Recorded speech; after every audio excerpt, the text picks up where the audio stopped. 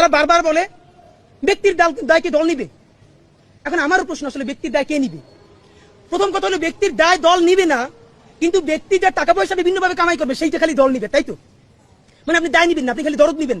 তাহলে দ্বিতীয় প্রশ্ন হলো, ব্যক্তির দায় যদি দল না নেয় তাহলে যে কোনো দলের প্রধানই আইসে কি খুন করতে হবে? ধরেন বিএনপির যদি কেউ কোথায় খুন করে, এটা বিএনপি করছে এটা প্রমাণ করার জন্য কি তারেক রহমান সাহেবের এসে খুন করতে হবে? জামাত যদি কোথায় কাউকে হত্যা করে, এটা কি ডাক্তার শফিক সাহেবকে এসে করতে হবে? এনসিপি যদি কোথাও কাউকে খুন করে, এটা কি নাহিদরি এসে করতে হবে? মানে কি কথা ভাই? আপনি বরং সঠিক রাজনীতিটা করেন। আপনি বলেন আমি তারা চেক করছি, বিএনপি তারা পুলিশ তারা গ্রেফতার করে না কেন?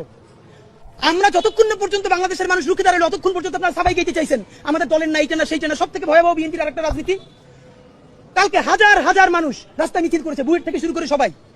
আবারও সেই ছাত্রদল বিএনপি আগের মতো বলার চেষ্টা করছে, কারো বলছে গুপ্ত শিবির, সাধারণ শিক্ষার্থীর নামে অমুক। এগুলো কি ভাই? আওয়ামী লীগের মতো ভুল করেন না, আওয়ামী লীগ এই চেষ্টা করছিল। আওয়ামী লীগ রাজাকার করতে করতে কি হয়েছে দেখেন নাকি ইন্ডিয়া পালান লাগছে। আপনারা হরে ধরে সবাই শিবির বলতে বলতে গুপ্ত বলতে বলতে কোথায় যে পালাইবেন পথ পাবেন না। এর কারণে ইতিমধ্যে আওয়ামী লীগের এক নেতা উত্তরা থানার ওসিকে ফোন করে বলছে যে আমরা তো ইন্ডিয়া পালাইতে পারছি, ওরা কিন্তু ইন্ডিয়াও যাইতে পারবে না। কথা আমরাও বলছিলাম। সুতরাং হরে ধরে সবাই শিবির বলা, গুপ্ত বলা, ট্যাকিং বলা এইসব বন্ধ করেন। বিপদ দেখলেই তওবা করেন, মাপ চান, এইসব কিছু করেন না।